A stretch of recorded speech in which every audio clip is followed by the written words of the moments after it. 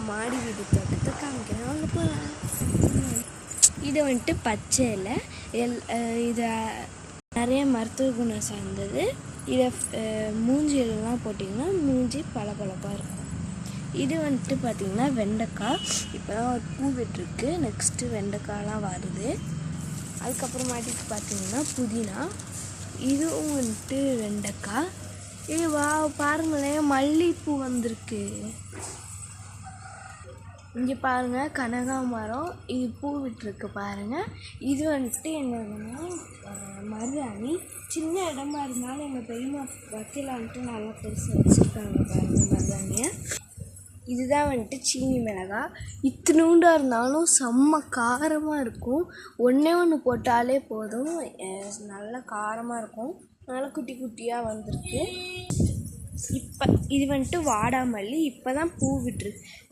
பூ வரல. இப்போ தான் செடி வருது. இனிமேல் தான் பூ விடும். இது பார்த்திங்கன்னா ஓமவல்லி. இது வந்துட்டு நம்ம கஷாயத்துலேயும் போட்டு குடிக்கலாம்.